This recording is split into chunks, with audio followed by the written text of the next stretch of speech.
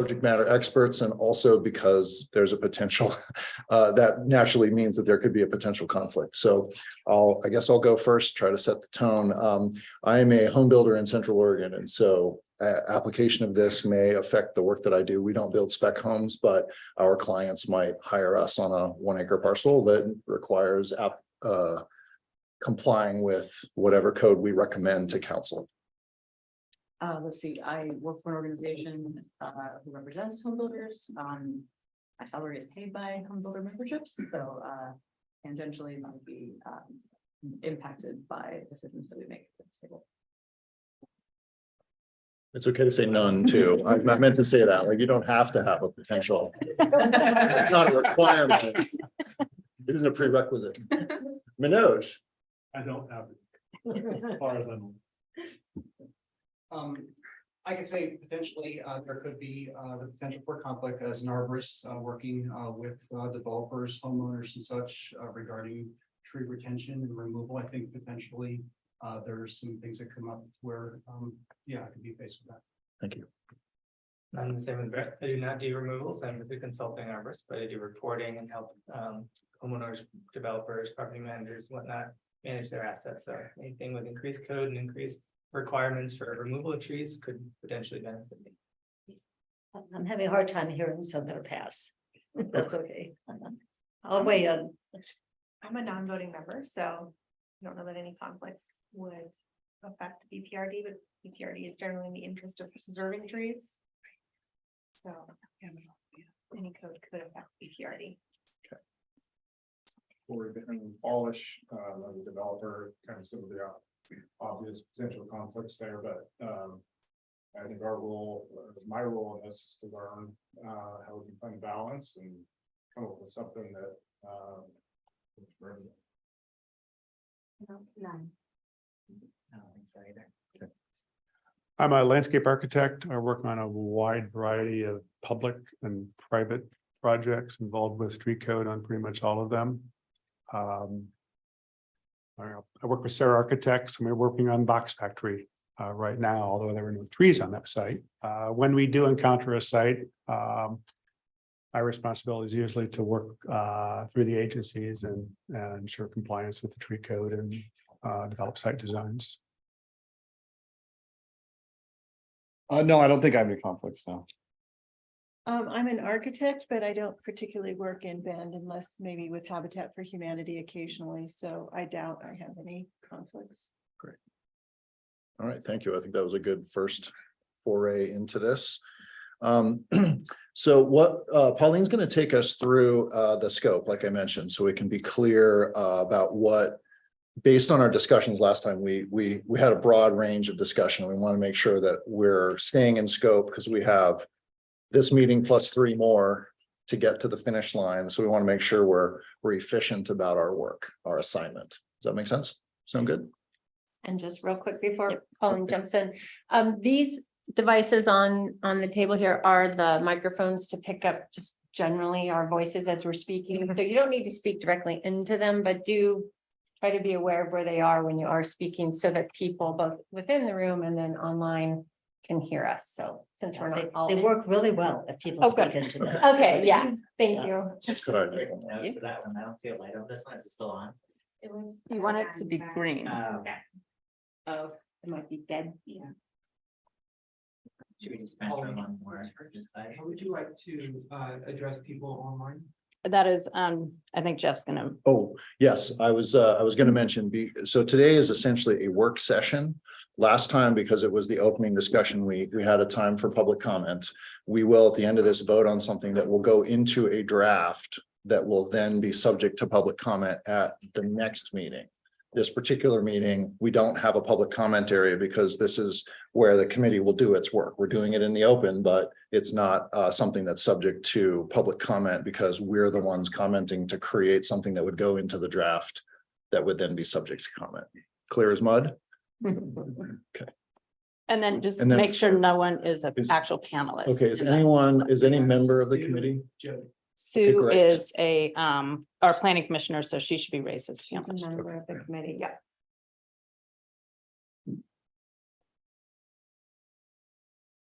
And then anyone that is interested in providing public comment, even though we're not taking it today on the agenda, they can look for directions to access City View to review comments, or they can email myself, which my information is on the agenda, a public comment, and I can enter it into the record. And then this committee has access to review all the public comments that we're receiving versus me emailing them all out piecemeal. Yes, very good. Thank you. Okay, back to you, Pauline. Okay, thank you, Jeff. So I would just want to, every time we start a meeting, just make sure we're following council's direction, which was adopted in the resolution, and staying within the scope of the project. So today we're really on number 3 of the project. I will be working on number 1, making sure the codes are all consistent. Number 2, whatever we draft, I will make sure that it's clear and objective. Number 3 is what we'll be looking at today, which is considering preservation standards for larger trees similar to the Southeast Area Plan. And so we will look at examples from other cities on what they consider significant trees to preserve. And we'll talk about different sizes, what type of trees is that we're interested in preserving, and hopefully get to a vote. And I just want to be clear, even though we vote on something, let's say a majority support a concept, I will put it in a draft. We will have a discussion on it again. It's not set in stone. It's just, I need a starting point so that we can stay on schedule and get the draft to a point where the public has something to review as well as the committee.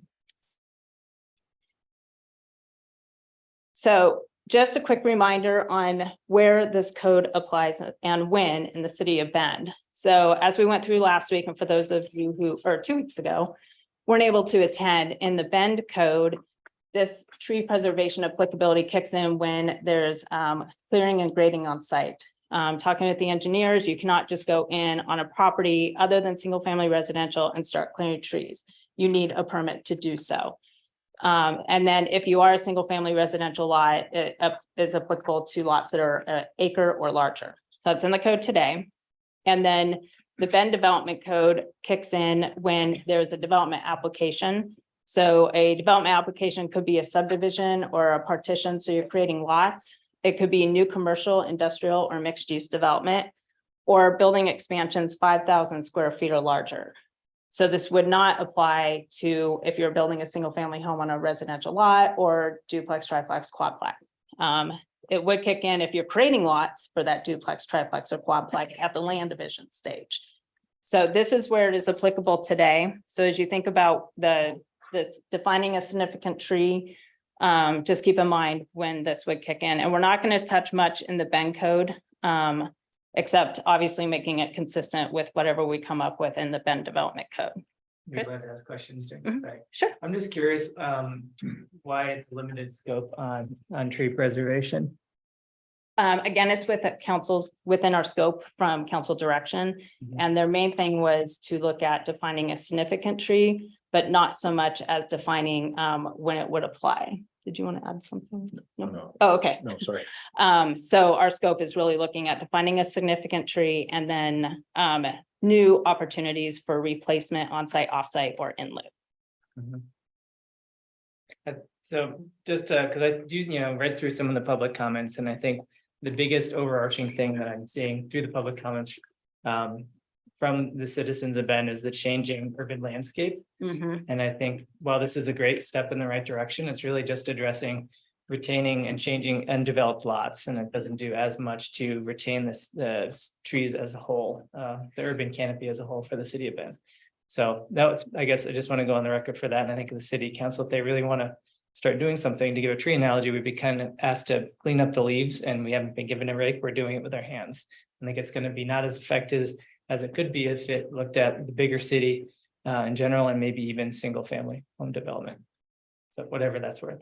No, that's helpful. And maybe that would be a next step in the project. I think with the goals that they've given us and the time frame, right now, I think we're just looking at the larger properties. And we will, once we're done with this, fortunately have more teeth in the code, because right now, even if you do a land division, there's really no preservation standards as we reviewed last week, whereas at least when we create lots, there will be preservation standards and there will be opportunity for replacement and in lieu, depending on what the committee comes up with.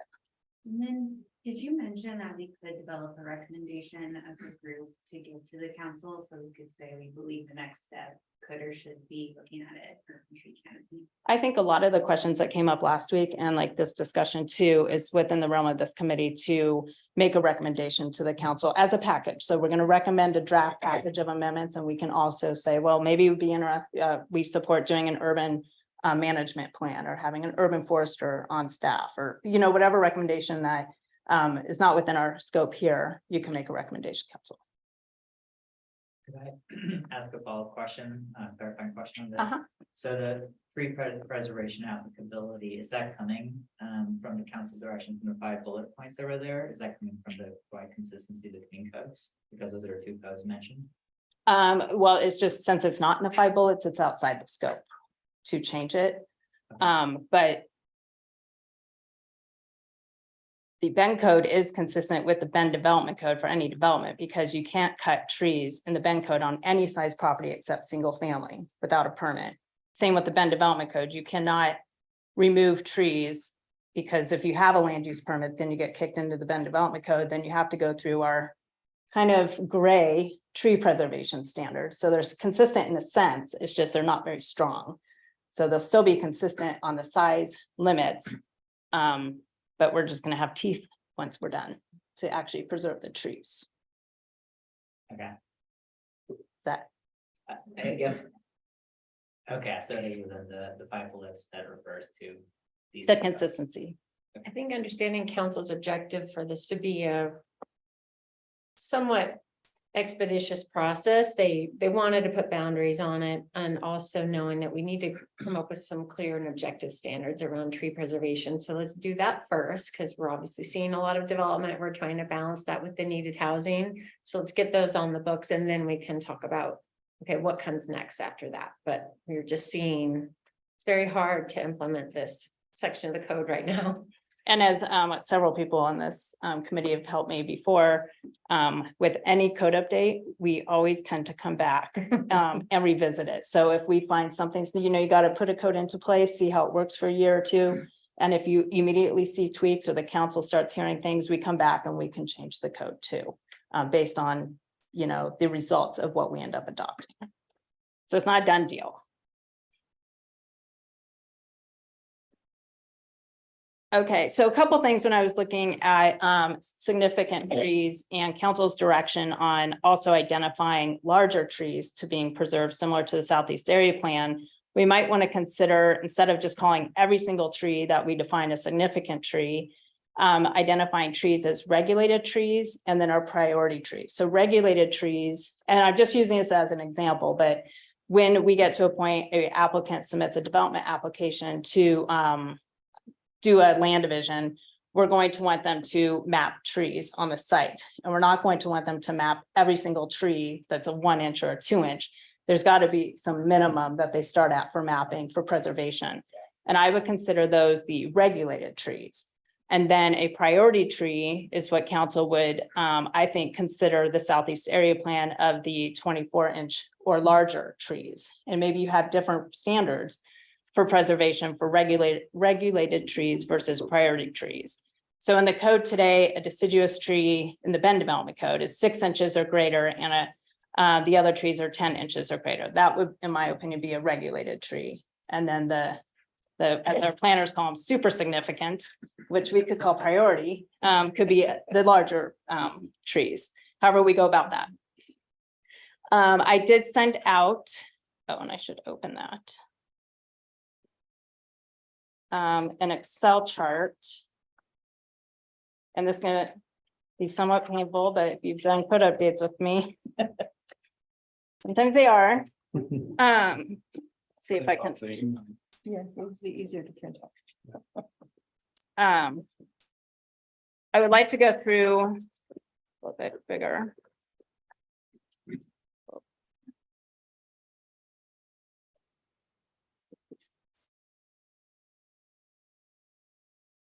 The first 2 columns, just to be familiar with what other cities do. So I looked at cities in Oregon, I think Utah, California, because Kathy sent me an example today and she could fill us in on that because I didn't have quite enough time to look at that one.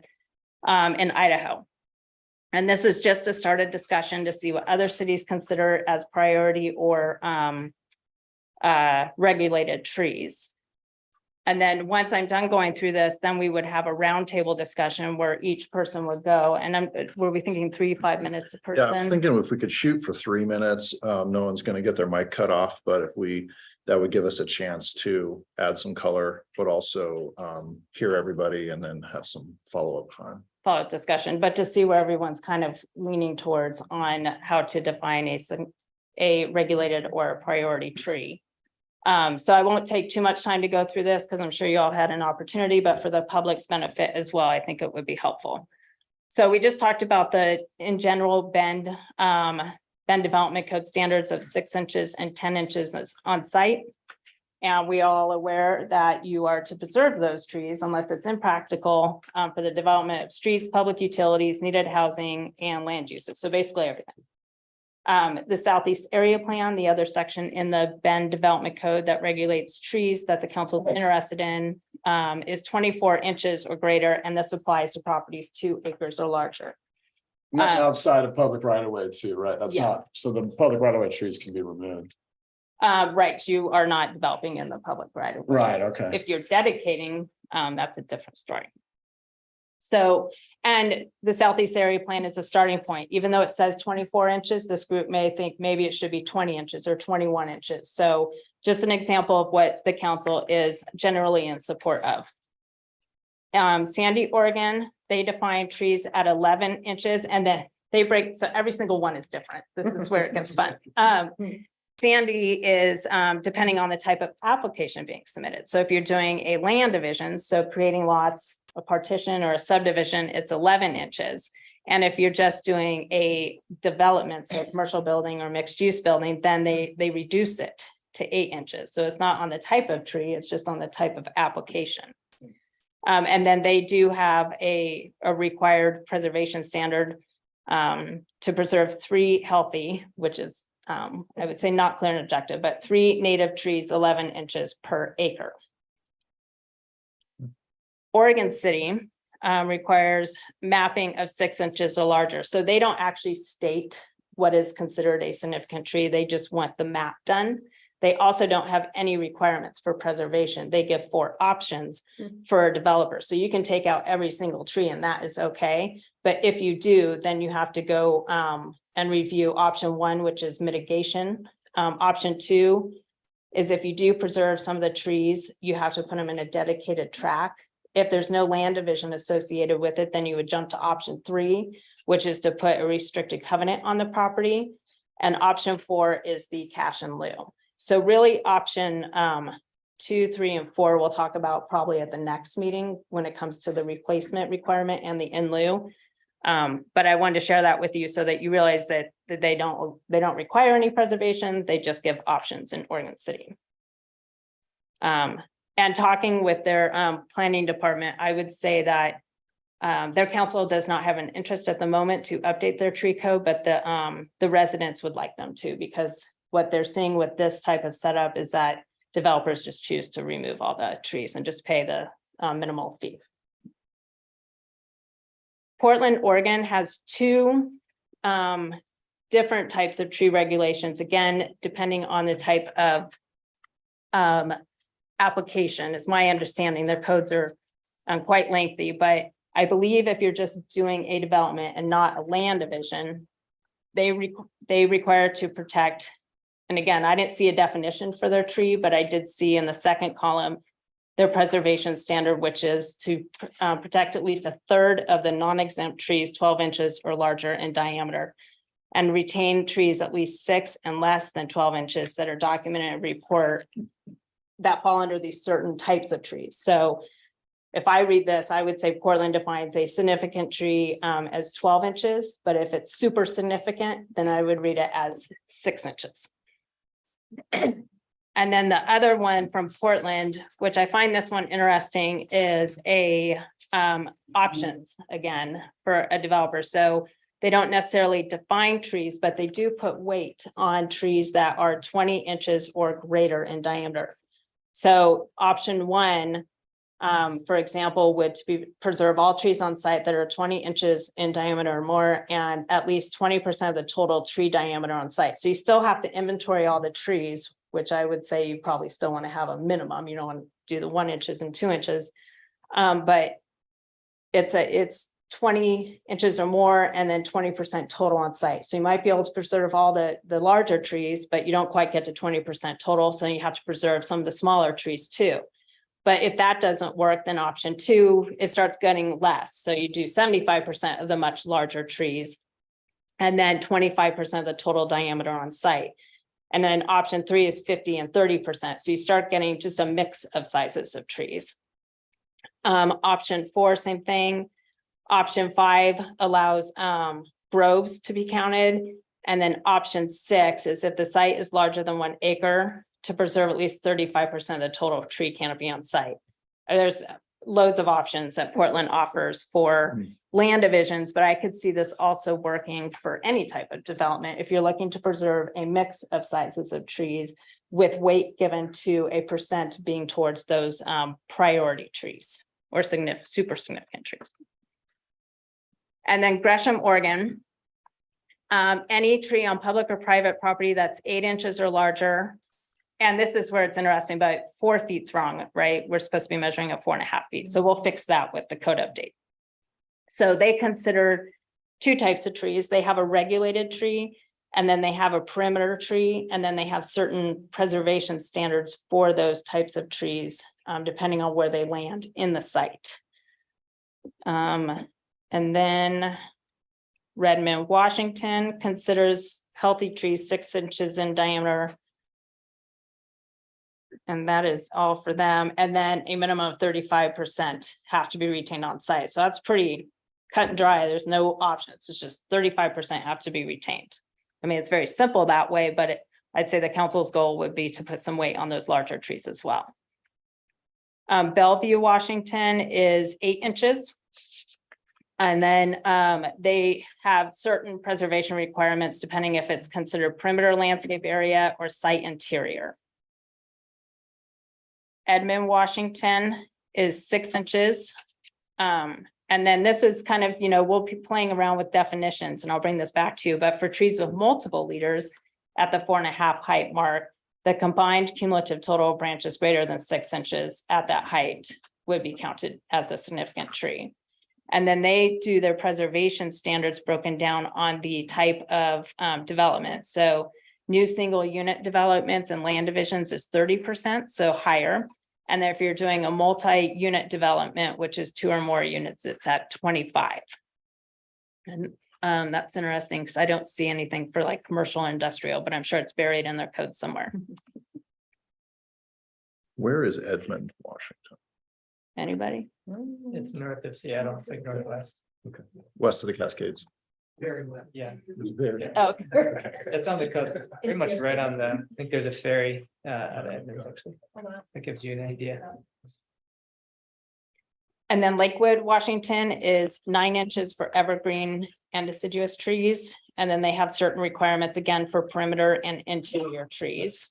I think some of the Washingtons all seem to have similar requirements for perimeter and interior tree preservation. Seattle, Washington, and Chris, I believe you brought them up quite a bit last meeting. So I tried to figure out all their preservation standards, and it was a lot, but it looked like it was 6 inches or greater for Seattle. Does that sound right? It's significant.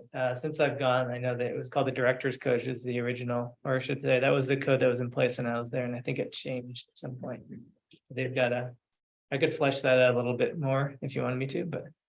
Well, it gives us a starting point of 6 inches. Yeah, it's a starting point of 6 inches. I'll just dive in real quick what the Director's Code is. I don't know the updated one, but it's interesting because in Seattle, there's a lot of different trees that grow. And so that, what are we calling it? Priority trees. It starts at 30 inches, but then it's also, let's say if you have a rare, spud or something, then it's actually the largest size based on this book that they define. And then so it could be like a 12-inch tree and still be protected because it's a rare tree that doesn't grow there. And so they not only protect large trees, but also rare trees and rare species, which is kind of cool. an issue we don't have here, considering we have like 5 trees that grow here, but in Seattle, it's a unique wrinkle. I need to go over just a little bit more. Hold on. Thing keeps popping up. Okay, so now we're into Idaho. So Boise is 4 inches. And then Coeur d'Alene is 6 inches or greater. And they do allow trees to be removed like in construction zones, within a building envelope, within the right of way, parking areas, driveways. And then they do have a replacement requirement, but it seems like you could almost remove a lot of trees there. San Antonio, Texas, they go by canopy, and it depends on the type of tree dictates the preservation standard for the canopy of that tree.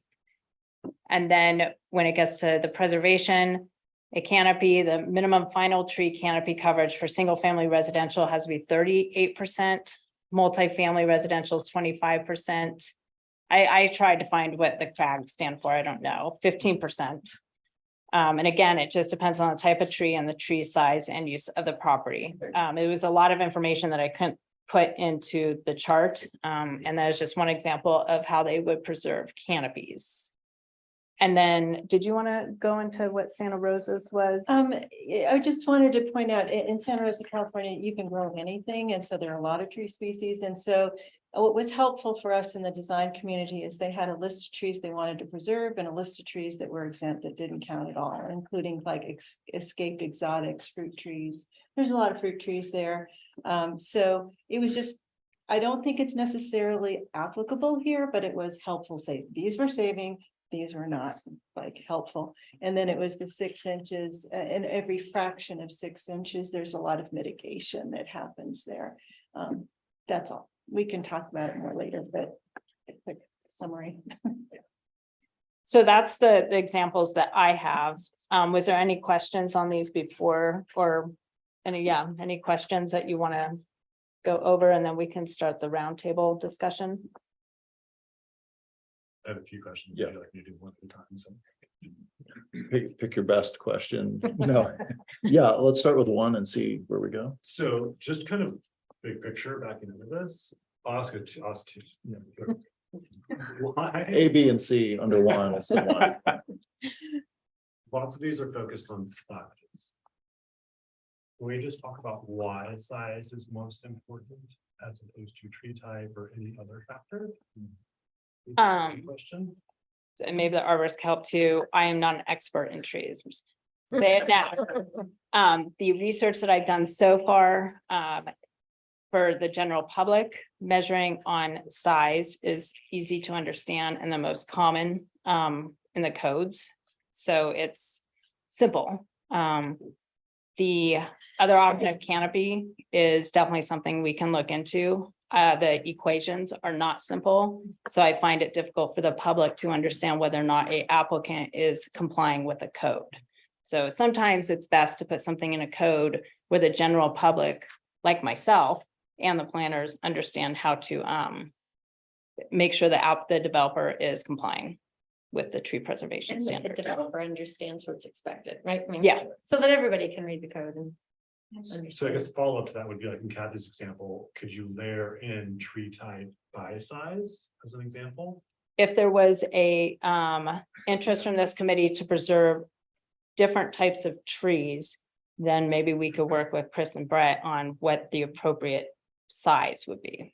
And that example I had with Seattle is an example of that. They have a director's code. They have a whole list of trees, depending on the species, that preserve status kicks in at a different size. If it's a native tree, Douglas fir, western red cedar, it's 30 inches. If it's a rare tree that can grow there, then it becomes smaller based on that smaller size and the uniqueness of that species. So there is a precedent for it, I guess. And then also just to real quickly answer your other question, and we hear a lot of the comments and in our industry, and we've heard from the public as well as other professions in the environmental space.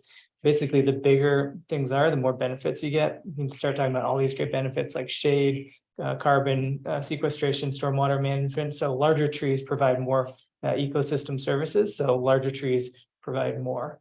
And then kind of like what Paul was saying, if you start protecting, every single tree, working on a site becomes very difficult, not only capturing, smaller calibers trees, but also, yeah, it's a difficult, so that helps. Thank you. One more question, John? Let's do it. Yeah. Why, Pauline, why these cities and like how relevant / comprehensive would you say these cities are to Bend? Because like the Seattle obviously climate's a little bit different than ours. So just curious your thoughts on relevancy and how comprehensive would you feel that analysis was? Thank you for doing that. Oh, I'm sure there's a lot better cities. I was hoping this group was gonna email me some, but I didn't get any, so, We got one now. yeah. Little different than Bend though. Yeah. I would say a couple of them are very similar. Some of the areas I'm not familiar with at all. So, it was just the amount of time I had to put in the number. And even others I know others were trying to look in other high desert communities. A lot of those communities don't have tree preservation codes, so it was hard to find comparable. Like Redmond and Lapine. Yeah, and even I was looking down, like Bishop, other areas, even in California that are, Mhm. in the high desert, like nothing. Not a lot. Sisters does, but it's very strict. And I'm sure Eric can share that. Difficult to, Oh, and you. it's difficult. Yeah, it's difficult to interpret and there's a whole. I other wrote that. processes. I'm sorry, that's the easy, it's so easy to interpret. Maybe they even What did I say, what did I mentioned say? Who's talking right now? The recently former chair of the committee would like to. That was years ago. No, it is interesting because so many of these are in wet areas, but our status is the largest MSA that is not within 50 miles of an interstate in the whole country. Is cemented with concerns, situations like this where there isn't a who did this in a high desert, growing city, recently who did a good job. So we what we can see here though is you can start to see the numbers fall into place where there's probably some ways for us to make a recommendation. And I think Manoj, your best point there is that the matrix doesn't have to be just by size or species. We can recommend some of both.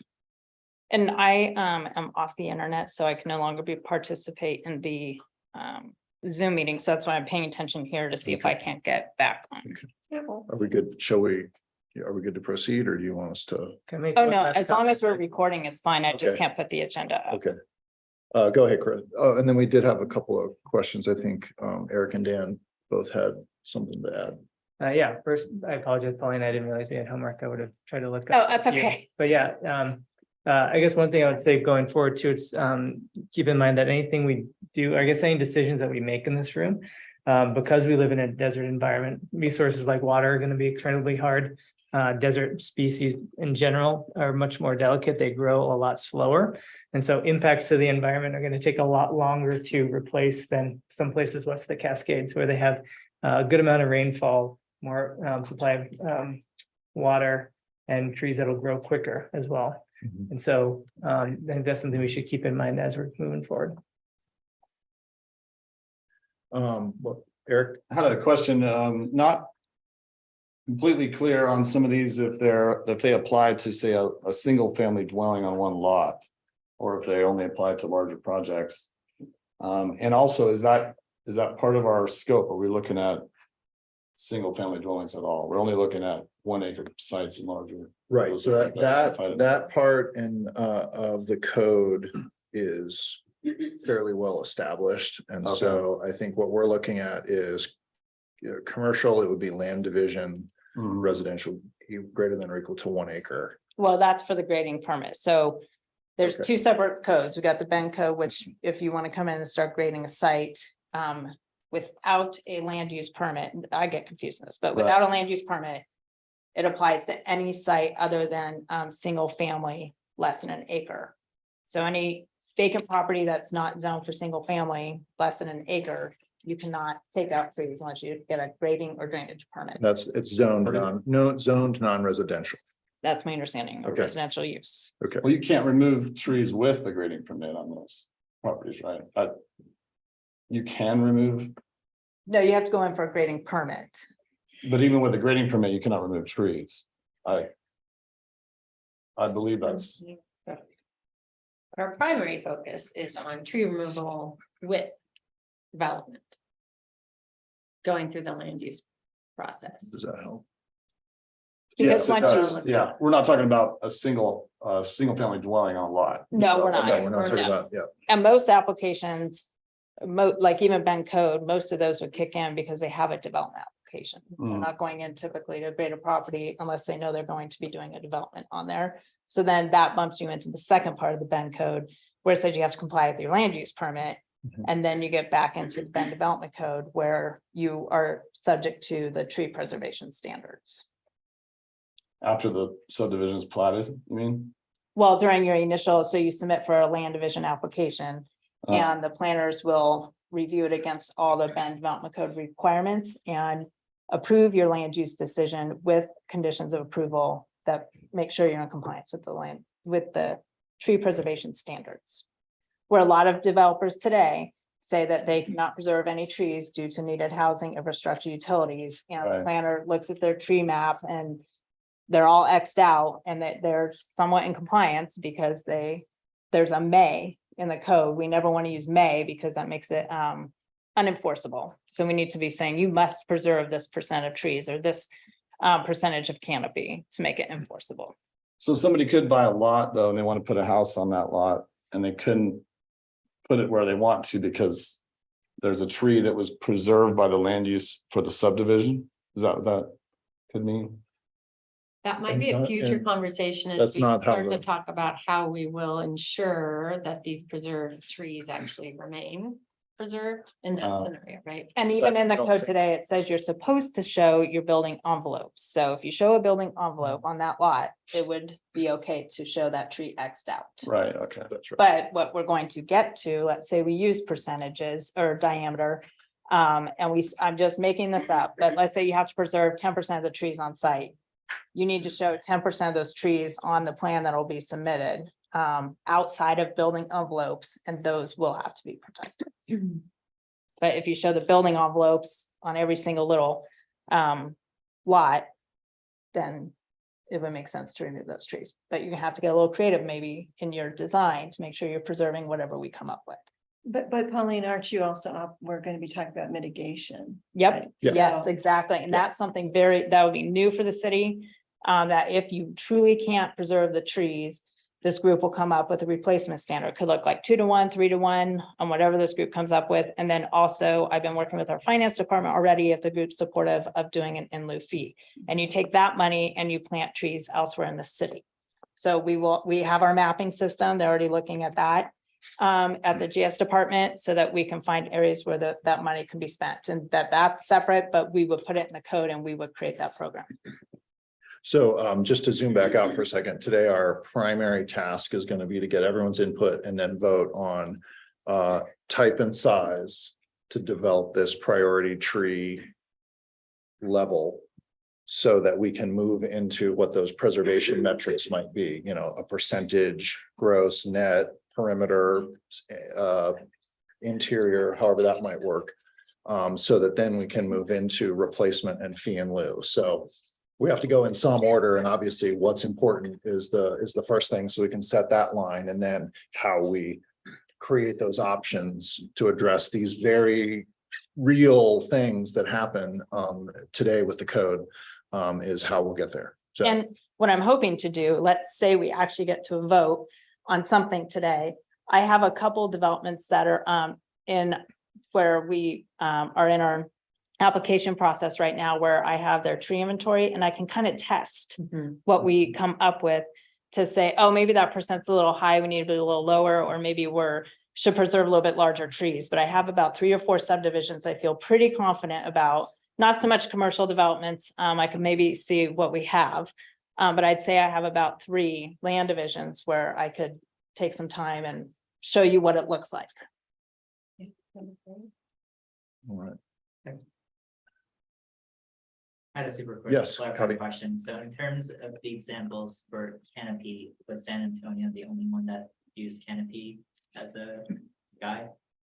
There's one in Oregon, but I can't understand it. So to put it in the, Good example. yeah, it just wasn't a good example. So I wasn't, Yeah. and I tried to find other canopies. It was not as popular as diameters. Could I ask for clarification on what canopy means in terms of this usage, in terms of definition, is it?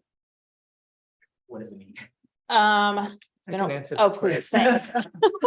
I would just reiterate with Pauline, from my experience, you don't see that in codes very often. What a tree canopy is, and typically you'll hear the term urban tree canopy. And what that is basically, if you think of a drip line of a tree, let's say my water bottle is the tree, right? Anything where it's raining, anything where the water doesn't touch, that's the canopy of the tree essentially. Typically, it's done by aerial imagery. So they'll take the city, they'll take the square footage of the city, and then they'll map out using different remote sensing methodologies to figure out where the tree canopy is. And then they basically divide that, and that's your urban tree canopy. A lot of larger cities use that as a metric to determine their urban tree canopy health. And this is, I think, especially interesting to this committee, because I know quality is a big concern. And what you'll find is that a lot of areas that are higher income qualities have more of the city's tree canopy. And so that's a metric they can use. It's kind of nice because you don't have to be on site. You don't have to measure the trees. You can look at it from above and you can measure that without having to go on site. So it's another way to measure it. I think it's very difficult. And there's also a lot of questions that come in when you start doing that approach. And the CFAC, climate friendly and equitable communities rules, started off with for parking lots canopy. And they've gotten a lot of feedback on that, where it's being significantly reduced because it's just, there's an argument of when the canopy is supposed to, and you guys can correct me again too, but from what I heard from some of the other cities I talked to, is they were saying the canopy has to be mature at 15 years. And some of them were saying, well, that's too little of a time or too long of a time, depending on the tree. Like, what's the magic year that you're actually measuring it against too? It's kind of I interesting. guess the follow-up question after hearing all that is, that seems really hard to enforce on the code side to have aerial, like, are you doing before and after? Like, how do you even do that for every? We have a GIS team. Yeah, please. Hi, I'm the city attorney. I'm Mary Winters. Before I went on a sabbatical, I did some research on the tree canopy, and you're exactly right. There aren't many codes on an individual basis for a development. Where I did see it used, and this is where we don't have the funding or an urban forester on staff, but when you look citywide, and if you ended up doing a fee in lieu and you looked at where in the city is there not a canopy, where don't we have good coverage of trees, that's where you might put your money. Doing it with a particular development, it didn't seem like a great tool, but I think council was interested in that concept, but not ready yet. That could be like your step 2 recommendation, that's a place, especially if you come up with a fee in lieu, like where does that money go? You need information to help implement that kind of approach. Excellent comment. Yeah.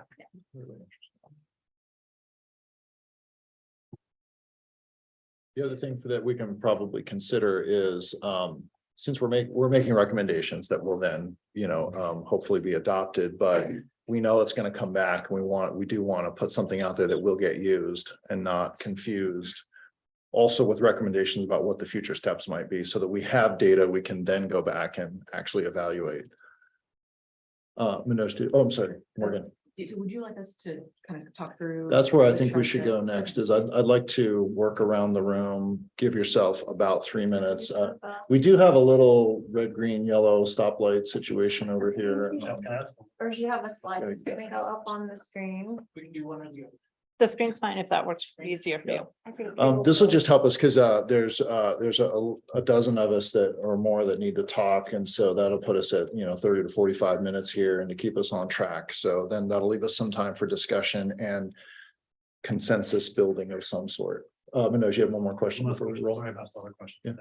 Yeah. It's mostly for Chris and Brett. Sorry to put you guys on the spot, but I saw a range in Klein's analysis that there was like 6 inches to like 24 inches.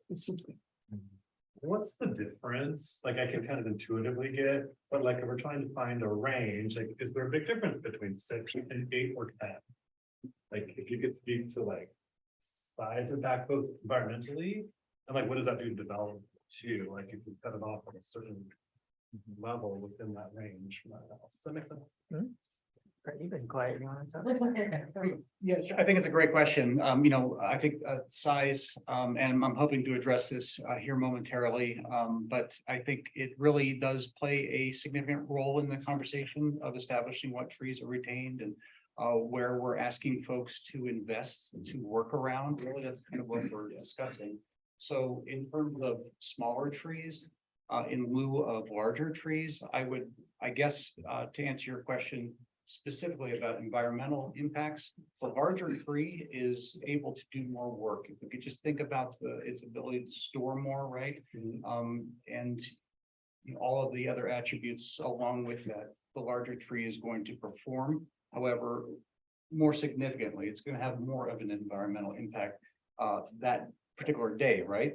That 6-inch tree, however, is still an asset, still working for us.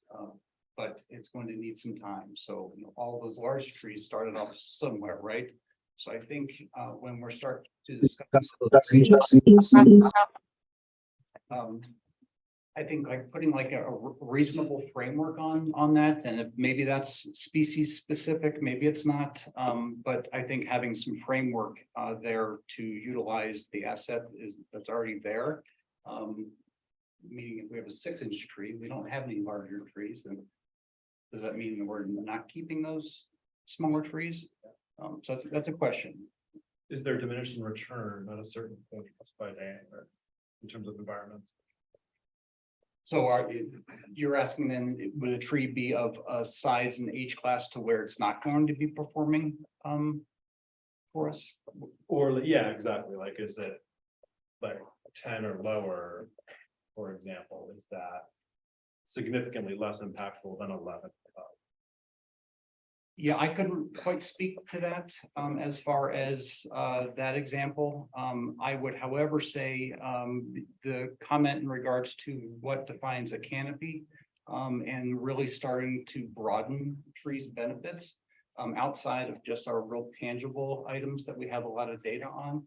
I would say when we start viewing the trees as a canopy, then we start getting a little bit more nuanced and maybe a little bit further from the goal of this group where things need to be clear and objective.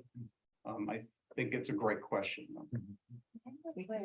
read a study from OSU that was talking about, it was age, but not size, but it was a study of eastside forests and carbon sequestration, and it was about 20 years of newly planted kind of plantation stand forests were net emitters the first 20 years, and then after the 20 years started sequestering carbon. So Yeah, I'll say I've heard of another, and it's kind of anecdotally because I don't know the source, but I've heard somewhere along the lines. I think it's more specifically for urban trees. I think you don't really get good returns on your urban trees until about 25 years.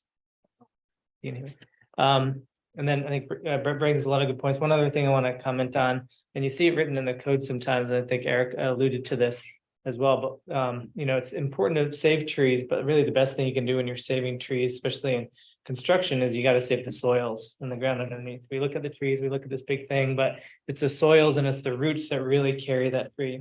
And so when you start working in construction, we start developing these tree protection zones. Probably going to be on the docket later at some point, but something to consider, because your critical root zone, which is basically the area that you want to protect of the tree, gets bigger and bigger as the trees get bigger and bigger. So what that means is if we're trying to save, let's say 20-foot trees or 20-inch trees, it's going to be a 20-foot zone around that tree as the critical root zone. That's ideally the area you protect. Now that's a lot of space that the developers can't use. And then that can, reduce the amount of homes that go in, and et cetera, et cetera. And so you see, and that's why there's a lot of options in here. I think Portland had one. Yeah, it's interesting. So Portland had one I noticed. It said, it's the fee in lieu trees greater than 12 inches and smaller than 20 inches in diameter were $1,800 per tree, while they had trees 20 inches in diameter and greater at $450 per tree. That was a typo. Oh, okay. So it's $450 per inch. Okay, that makes more sense. I didn't understand it either, so I went back. I was like, oh my goodness, Okay. sorry. That's what I was seeing backwards. Yeah.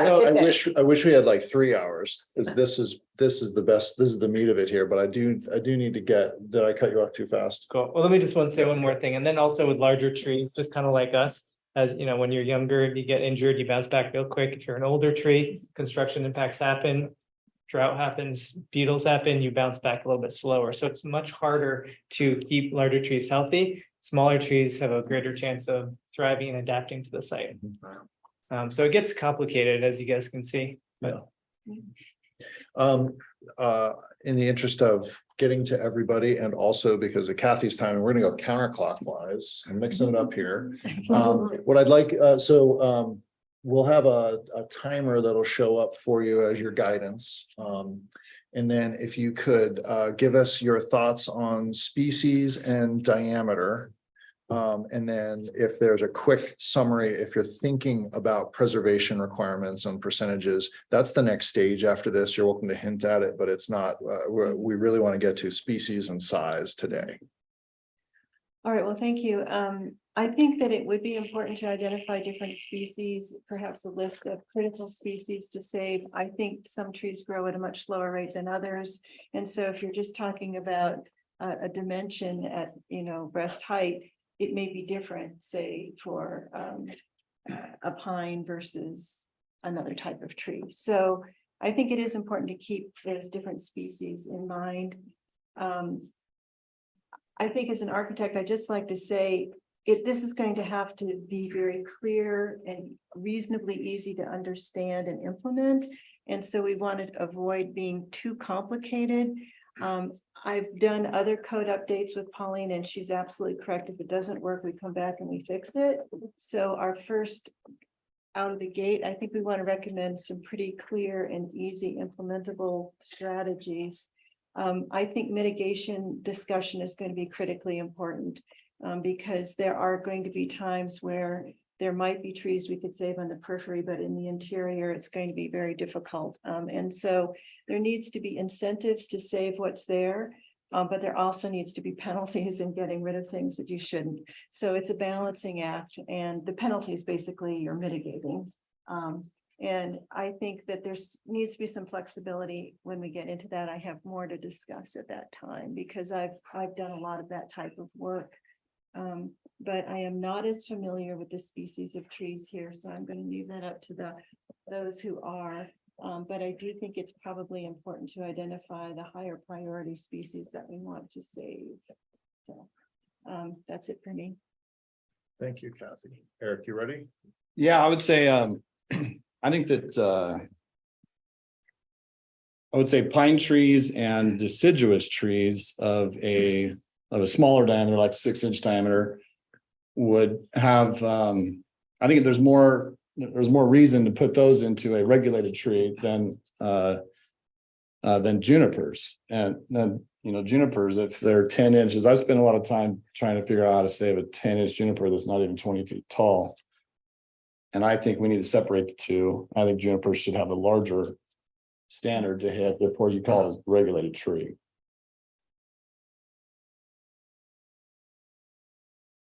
Have you put some thought in, or do you have some experience that you want to throw out a number? We're brainstorming here for like junipers versus, so right now the code says 6 for deciduous and 10 for pine. Is there an 8 and 12 somewhere? That's in the Bend code. Okay, so we'll say 6 and 10 because that's the truth, but also I don't want to confuse things. But if you're saying a juniper of larger DBH, do you have a number in mind? I think we see a lot of junipers that are in the, there's a lot of them in the 8 to 12 range that I'd like to exclude, is my thought. That's so like 12 inches and up. right. Okay. What about priority super special? Super significant. Super significant. The So my priority only thought, tree. I know that with the southeast area plan, the 24-inch trees, I think there should be a caveat in there that you could be able to have a forester take a look at a tree, make sure it's safe. It's not going to have branches come down and hurt somebody, or it's not going to fall down itself, or it's not unhealthy and rot in the middle or something like that. But there should be a caveat that you don't need to save every tree. That's just because it's big, it might not be a very healthy tree or a tree you want around a big building and people. Yeah. Okay. So like the Portland example, you get that option of like you save them all, or maybe you only save 10%, but then you save some other types of trees. Or Right, something to think right, about the priority trees. Right. Although the Portland, honestly, it gets pretty complicated. You don't want to study it for months to do a project, but yeah, I think something like that could work out, yeah. Okay. Since I didn't have the full. Oh, yeah. He'll yield the balance of his time. I've had to use an arborist for every project I've ever done, and so they are the ones that are cataloging the trees, and they're very clear on the health of the trees. They're usually ranked 1 through 4. If it's a 4, it's very poor health. 1, it's in good health, and so that gets taken into consideration when you're removing trees. If you're removing trees that are about to fall down anyway, you're not penalized. I just wanted to mention that. And I have to go. I'm so sorry. Algebra. So if the square root of the hypotenuse, Yeah. it is pi r squared for area, is that right? Yes. Okay. All right, thank you, Kathy. Thank you, Eric. Dan. Thanks.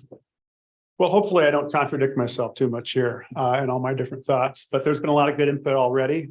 I guess drawing on some of the experience I've had with various tree codes, the significant trees are important. I'm going to leave it up to the arborists really to talk about the diameter. And I think the species are fairly straightforward here in Central Oregon.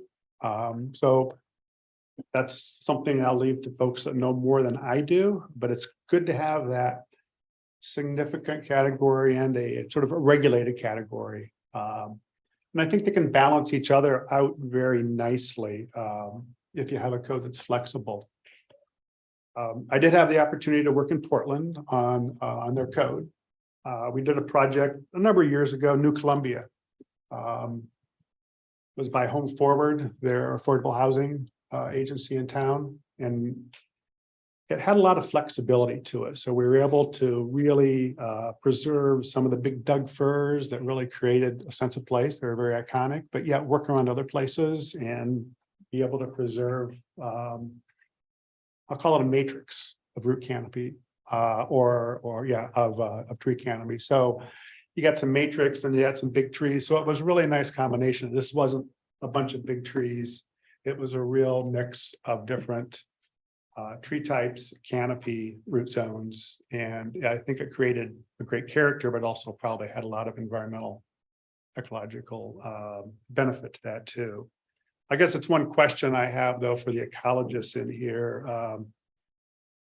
What's more of a benefit? And I guess it's probably really dependent on the region, whether you have a matrix of trees. So say they all end up equal. So you have a matrix of trees with all the same canopy, or one single tree that is, the sum of those canopies.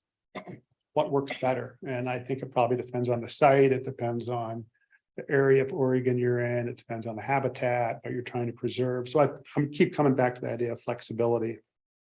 And, Chris, I will agree with you. I've worked on a number of projects where we've gone through all the tree preservation methods. We had the root zone, we've done everything. We've had the fencing around that. And then the trees declined after 3 to 4 years. And we did a lot of work on a big tree and then it was gone. So I think it's nice to have that flexibility, the good arborist report, to understand the tree, the health of the tree. And then one final note, I love the idea of testing. Was able to work with the city of Portland on a couple of projects and test their code before they were launched. And some of it was very good because they were just not workable.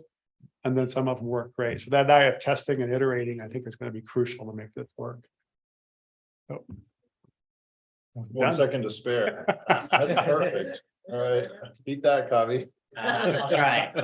So I think I'm going to echo a little bit of what Dan said, but I'm also going to try and speak for the Environment and Climate Committee as a whole. I think some of the things, and I'm not a tree expert as well, so I'll lean on the folks on this committee who are. Just learning that it sounded like there were like 5 main types of trees. I would be interested in learning more about if we are able to use type as one of the factors when creating the code, especially if there's a significant difference between different types in terms of prevalence and also beneficial impact. The other part, the size, I think we've heard a lot about how that matters and the significance of the size itself, but then I know it's not always correlated, but also the age mattering, especially from a carbon sequestration standpoint. So I'd be interested in seeing if we can still keep it simple, but also somehow make sure that's incorporated as well. The one part I'm still curious about, especially hearing that the canopy is larger on the west side versus the east side, is if location is something we can factor in, and if there's more, if it's more important to save trees on the east side based on historical clear cutting or anything like that. And then it sounds like the last part is there's a bunch of other factors to consider, which is canopy, shade, roots, soil, the health of the tree. And I don't know if there's a way to factor all of those and still keep it simple, but I am curious to see if we can do something to still include those pieces as well. And I think the last part on the shade and canopy side is especially being mindful of the urban heat island effect and just the impact that has on both from a climate perspective, from a quality of life perspective, and being mindful that we're not having certain parts and the equity piece of that as well, of not having certain parts of Bend suffer more from the urban heat island effect as a result of this. So those are all the things I'm looking forward to incorporating, but I'll lean on folks who are more experts on trees to see if we can reach that. Thank you. Yeah. Kristen. Thanks to everyone who's been here and talking. I do like Portland's code with the flexibility. I think that having clear and objective standards with these using DBH or percentage seems like the path forward to stay within those bounds, but also balance what developers need in keeping large trees on site. I am curious about how we pick the actual DBH though. Just looking at Gateway North's tree inventory, which had over 1,500 trees, only 19 of those were over 24 inches. And right now it's preserving 50% of the 18. So that's very few trees out of so many. And so I wonder if that means 24 is missing the mark for the types of trees we have here. So I would be curious to kind of look at what those numbers were in a tree inventory like that, figure out if there's a way to see species and age, just using what we actually have on the ground here. And I also want to perhaps preemptively say that when we're talking about the priority trees or the super significant trees, that we aren't excluding trees by species.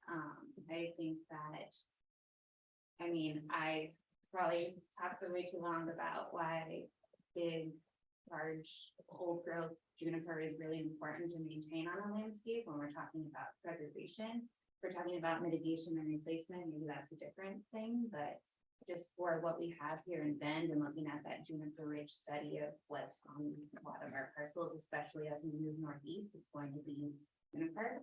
So I just want to put in a little plug to say that they have a lot of value here, and that especially if we're looking at the benefits that they provide with what we talked about, shade, biodiversity stuff, like with the habitats for the species that might be there, aesthetic value, heat island effect, all of that. And like has been mentioned with how much rain we get here, it's going to take a long time to replace a canopy. And that's sort of why the city council has tasked us with this, is how can we keep some trees here. So just preemptively coming in a flood for juniper perhaps, and saying that it would be nice to look at what we're missing with the 24 inches perhaps from looking at something like Gateway North and so few trees making the list. So that's all. Thank you. I think Gateway North would be another one that you could test I think a draft against. Yeah.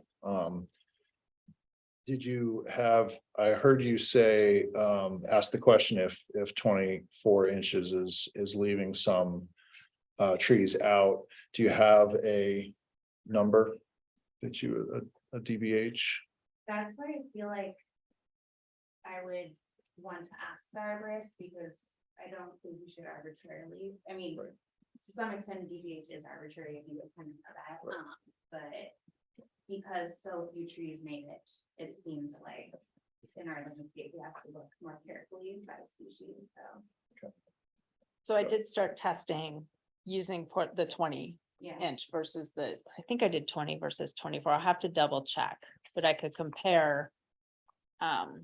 Between the two, like what's it look like if we pick 20 inches for a significant priority tree versus 24. Yeah.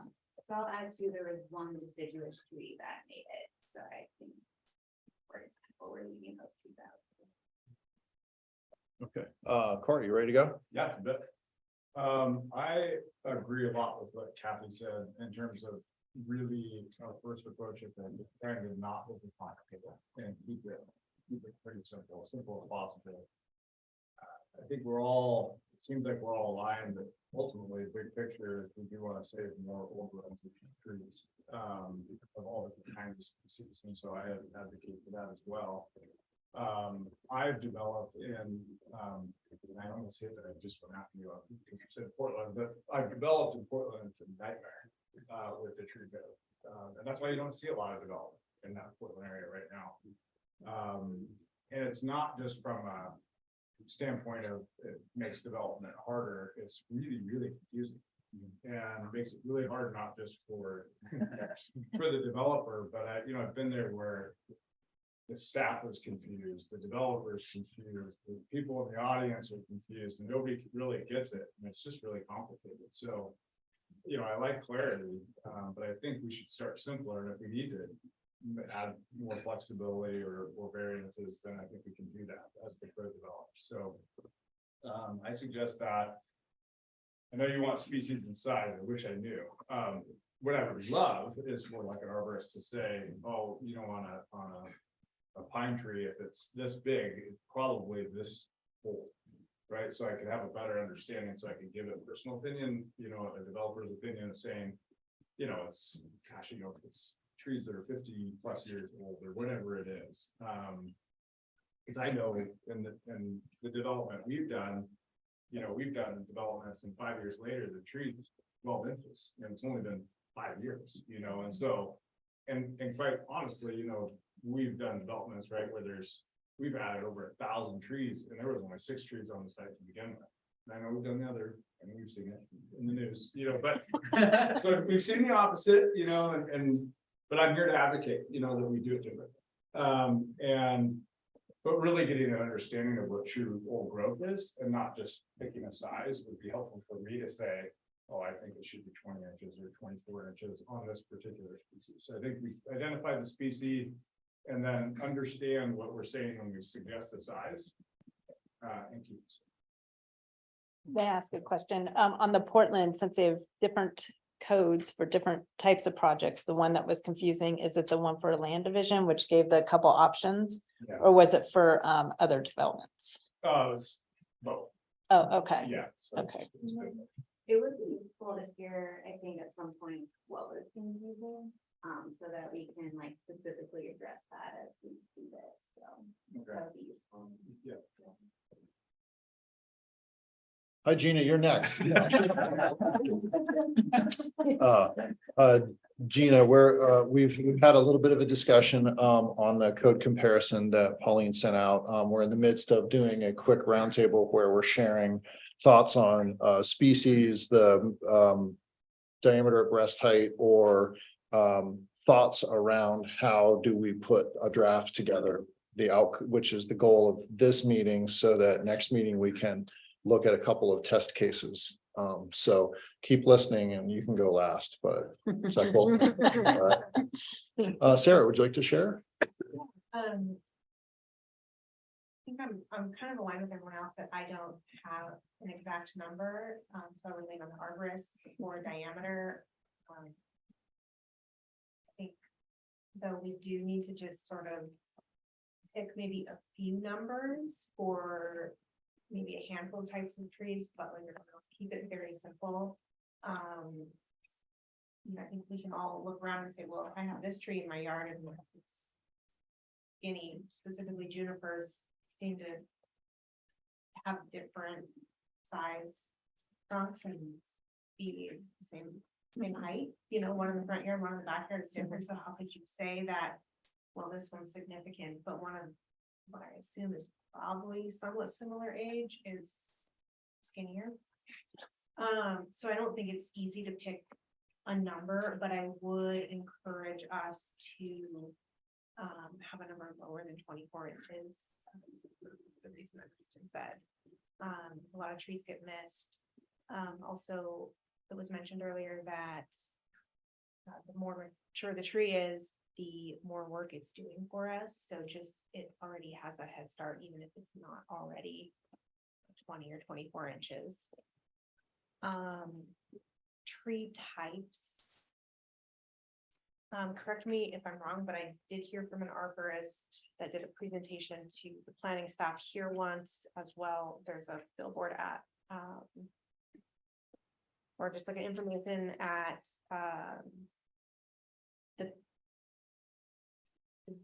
that junipers are native, but because of climate change, they have spread more significantly than they would have otherwise.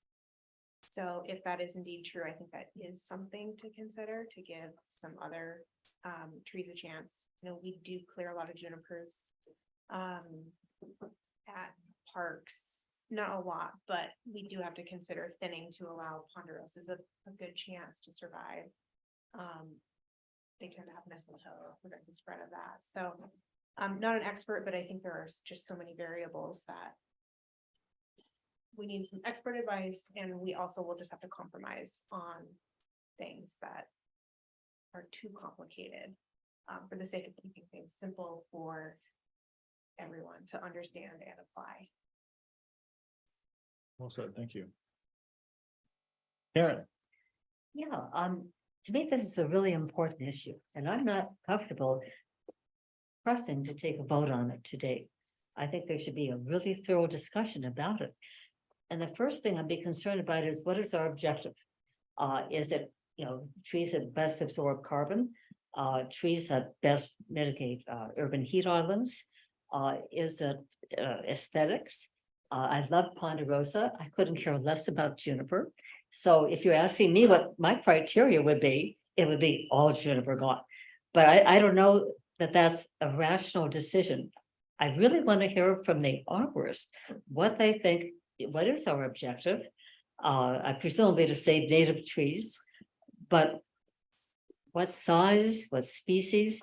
I'd like to know why a Central Oregon Land Watch settled on 24 inch, for example. Is there anything in writing? We didn't. There's nothing in writing. Well, we didn't settle. Okay. Yeah. Is that, Okay. Yeah, and open hearing from the arborist, because as we mentioned, with the Southeast area, and some people are not within that.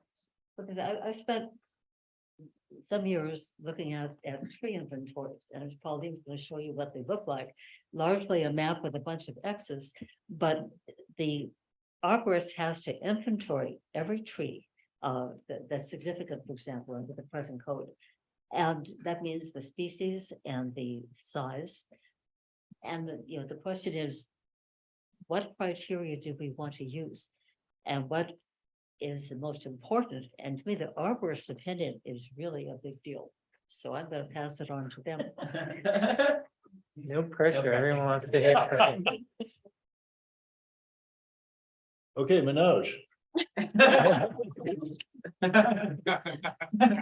All right, sorry, go ahead, Chris. All right, so yeah, so when I do chat with communities about tree code, and I've worked in a lot of different cities, as I mentioned before online the other day.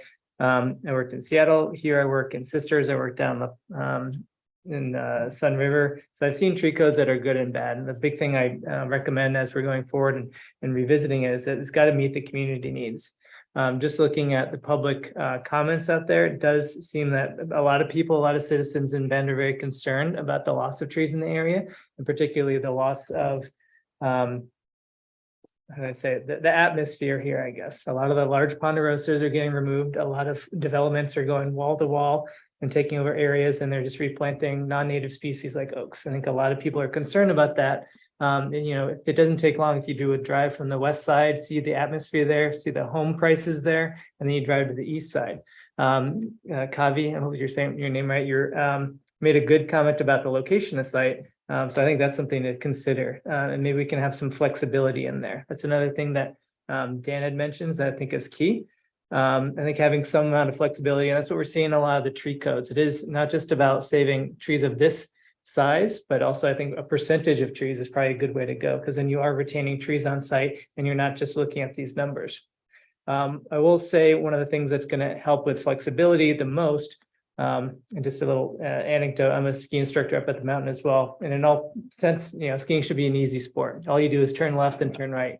But if you've ever done it, you notice that when you're icy conditions, powder, you're always changing it. And so in order to be really flexible and adaptable, the city really needs to have an arborist on staff to help go through these things. Because if you have a tree code in place and then you get to some of these tougher questions, now you're having engineers looking at the trees and determining which ones should stay and which ones should go. And it is a decision that's going to be best made by an arborist. And so someone who works with the engineering department or code enforcement that knows trees, that maybe is a certified arborist, I think would be very beneficial. And then in terms of some other quick notes as I look at my time. So we wanted numbers. I think a 6-inch significant tree is pretty good. As you can see, a lot of cities use that as a standard. I don't know where that came from, but that is kind of the standard that a lot of cities use.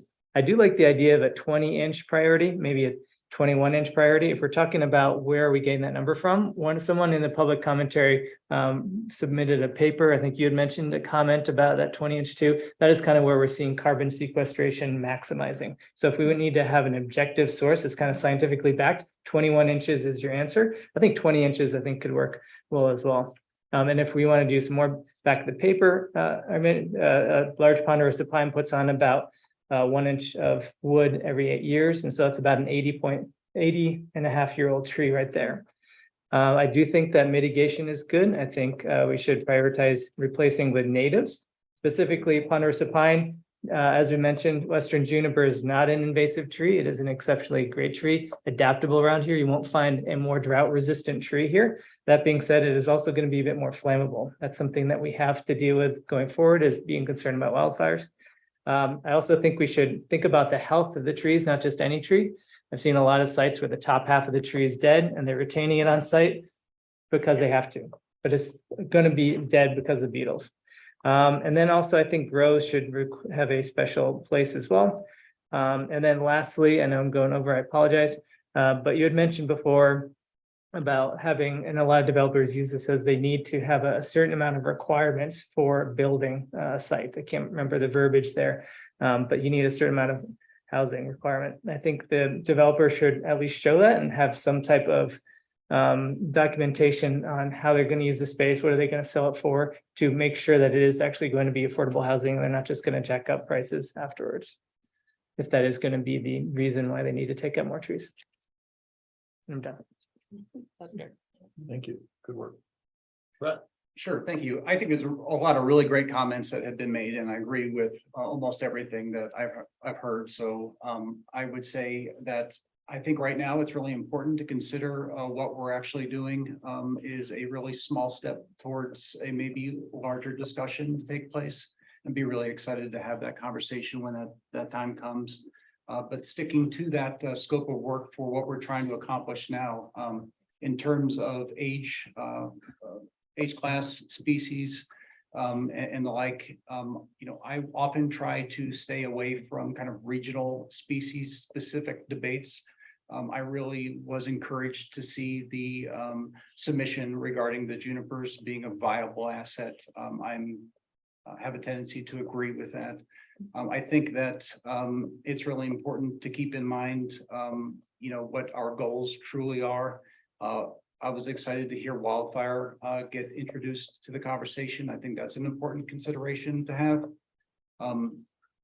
I would say we often hear in everyone's time the mention of flexibility. I think flexibility is going to equate to options, and I think the greater options we can have in 5 years, 10 years down the line, I think is only going to serve us as a community better.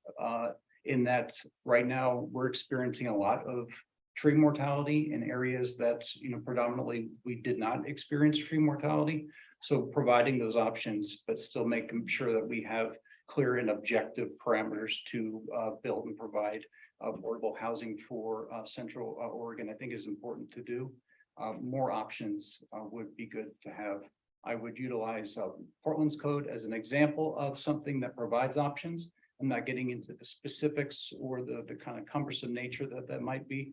I'm saying that it's been utilized here as an example of something that provides a lot of options. I think that's something that we'll want to keep focused on.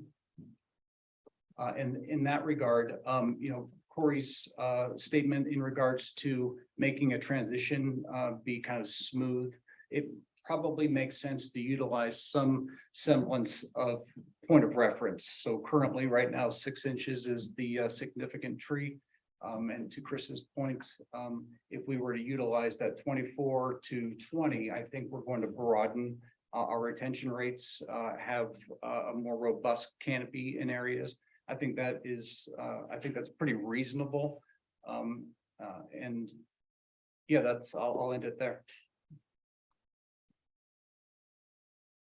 Well, I have a question for the arborist, if I may. Yes, we Okay. can squeeze that in. What priority should we give to groves of trees? You might have a area where one big tree could take it up, but you have 4 or 5 smaller trees, but they're in a grove. I'm not sure how you define grove. Should groves be a priority? And if so, why?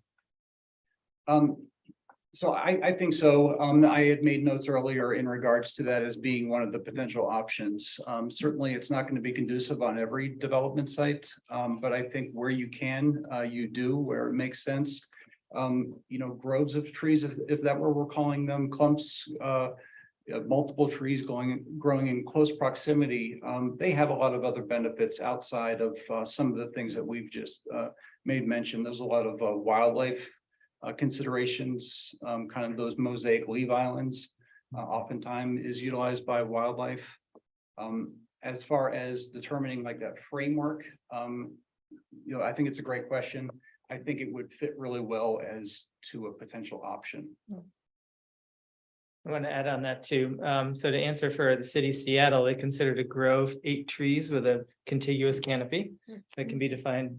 And again, I think terms like, heritage tree, significant tree, groves, those are all things defined by us. It doesn't come from a scientific backing in arboriculture. It's more of a city code speak. And then the other benefit to retaining trees, as Brett mentioned, ecologically, those trees have lived together like that for quite some time. We have wildlife benefits. You also get, trees that's how trees grow. They grow tight together, they grow tall, and they have a contiguous canopy. When we put standalone trees, that's where we often see a lot of structural issues in the branches in particular. And then to go one step further in that, when you have a forested area, and not to pick on the developers, but this happens a lot. Developers will buy these forested lands, they'll cut out all the exterior trees, that's where all the branches are, and you'll have these tall, skinny interior trees. I've heard some arborists call these idiot strips, because now you have all these skinny trees with no taper. If you guys have driven out to the Cascade Lakes Highway, if you guys remember that thinning project that was on the right as you're driving out, you can remember what happened when that wind came through. We had a lot of snaps. So those trees with no taper, they're no longer structurally safe in those wind events, and now you get trees breaking over. So now you're retaining a lot of trees that are going to be more prone for failure down the road. And so that's another reason why we might want to put some priority on groved areas. I'm going to add grove to the definition. That's great. What is a grove? We'll keep it rolling with Manoj. Thank you, everyone. I get the privilege of being after the arborist. So what they said, no, just kidding. First, I think it's apparent that I don't have the scientific knowledge to make an informed recommendation. But with that, I would be an advocate in terms of size and species of mirroring the tree diversity that exists in a given lot. So you have 100 trees in a given lot. They're a mix of size, age, etc. What if we set up a program that mirrors that diversity that already exists, and you cut a certain percentage? That way you get the benefits of younger tree, as well as the older tree. I wonder if there's some sort of way to incorporate the existing sort of micro ecosystem within the planning of a given lot. But that said, I think it's now or never when it comes to the environmental impact. So I would be in favor of the most robust, environmentally safe strategy. And Kristen and Kavi, I think both did an excellent job and would definitely corroborate with what they're saying. That's my thoughts in terms of species and size. Again, I'm not an expert, but we'll lean on the experts. Say I think it's inherently an environmental scientific question, but I don't feel like I have enough knowledge around that. That's why a lot of my questions have been around that. In terms of significance, from an equity lens, I wonder if there is considerations that we should consider as a group. First, around, are there certain tree types or tree locations that are significant to a certain people group or community within our city? I don't know the answer to that. Is there an indigenous group that really cares about this tree or this location of these trees that we haven't thought of? So again, I don't know if that's part of this discussion, but since I have the floor for another 45 seconds, I thought I would bring that up. Maybe that's a later conversation. To that end, building on the location that Kavi and Chris mentioned, within a given lot under consideration, I would presume, maybe this is an over presumption, that a lot will have low, middle, and high income housing. Given low income housing, again, from an equity lens, can we ensure that there is, quote, tree representation in those micro communities of low income housing, knowing the mental health benefits that trees offer, knowing the impact and disparities that exist between low and high income? Again, like the east-west side is a great example. And I'm saying that within a given lot, if a lot has low, middle, and high housing, can we be mindful of creating trees in the environment that are equal to or even more than where the high income housing is located? So just a couple quick thoughts around, I know my time is up, around equity. Happy to share more about that later. Yeah, thank you. Just before I want to, as people start thinking about our replacement, I've noticed a lot of cities kind of building off what he said about preserving different types of species. And so like Boise, Idaho, when you replant on site, because that's your mitigation, you can only do a certain percent of each type of tree, but you can have no more than 40% of one type of tree on site for the health of the lot. Pauline, I had a remark about that. Some tree codes say you take down a tree, it has to be replaced with the same species. Yep, I've seen that one too. Yeah, if I can quickly comment on that, because a lot of, and I think maybe, actually, no, you didn't.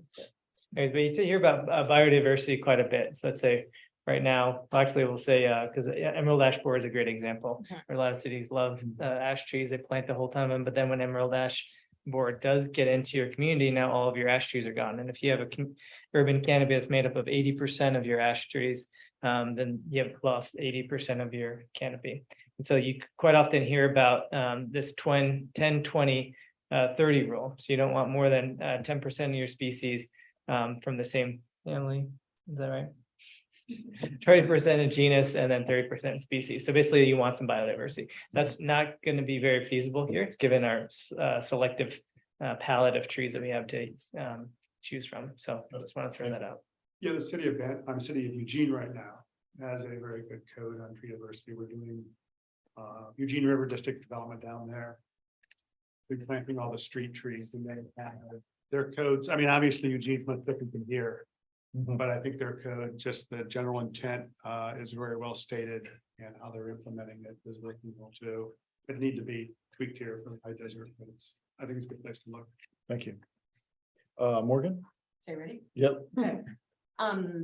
I guess the term urban tree canopy in the Bend context really makes me wince, because what we have currently is really artificial, not simply because of trees that have been planted as a result of development as part of landscaping, but also, as Sarah alluded to, we have way more juniper than we should have historically because climate change, but also suppressing regular fires that came through.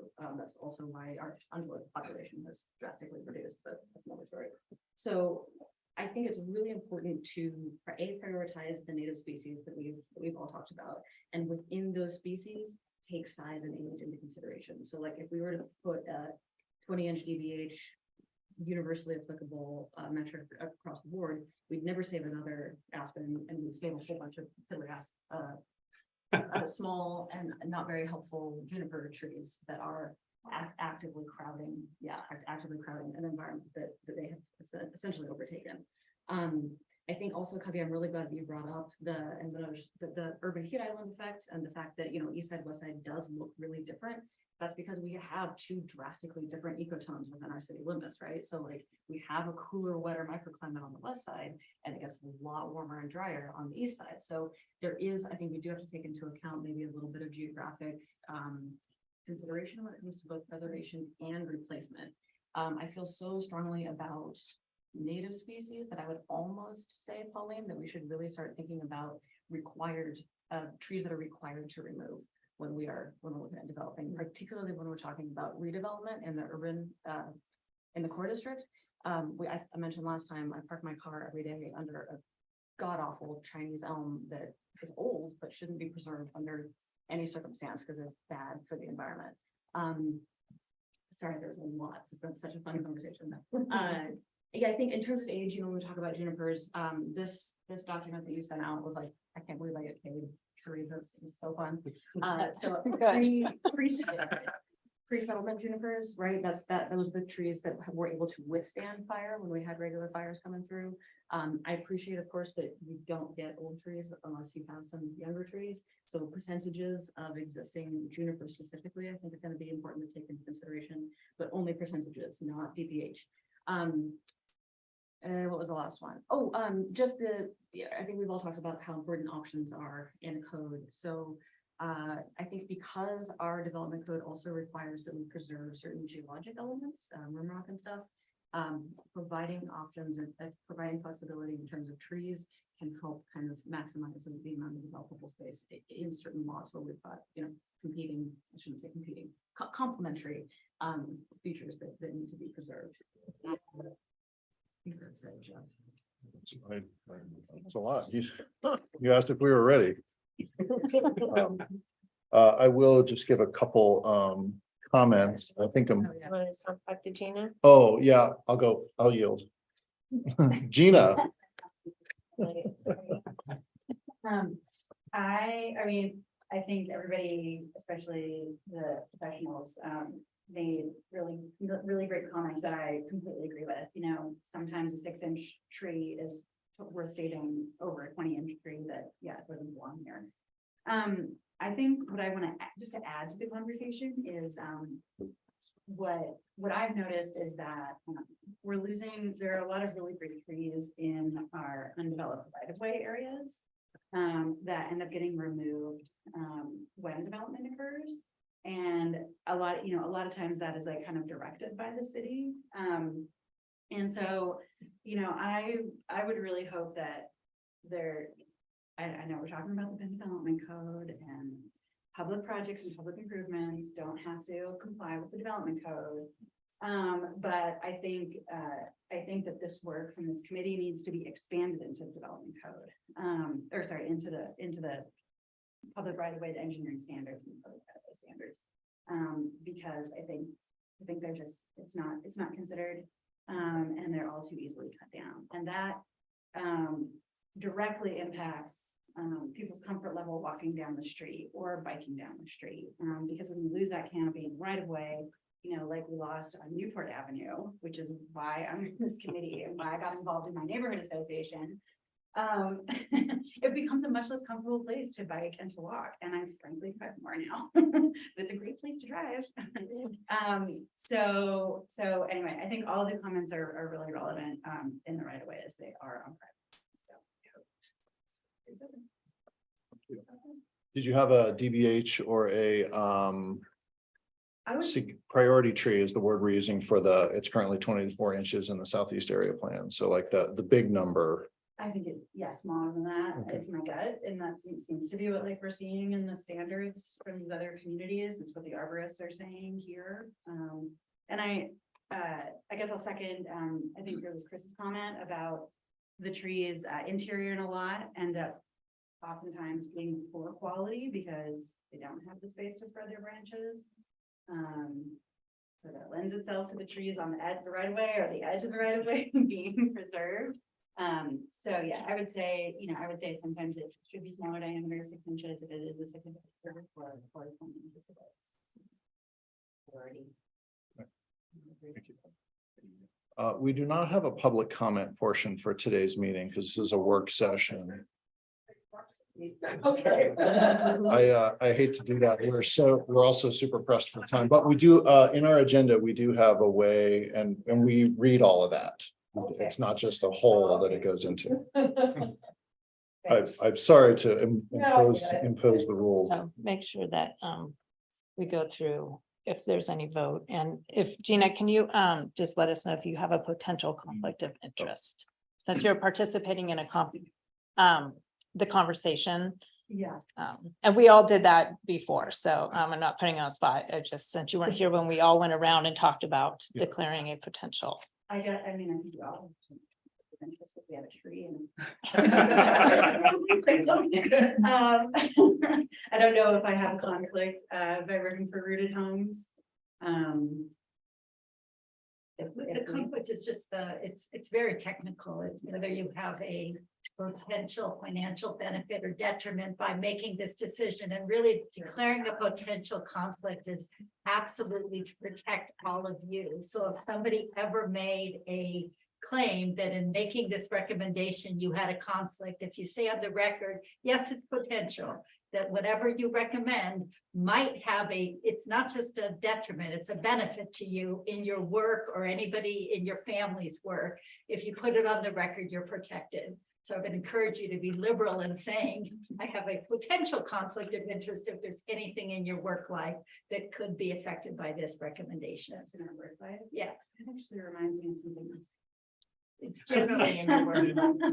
I used to live in Portland and I had to file for tree permits or tree removal permits at my house, And so I don't know if we're actually talking about tree removal permits. No, that's not, okay. Financial. No, I don't have a personal financial benefit.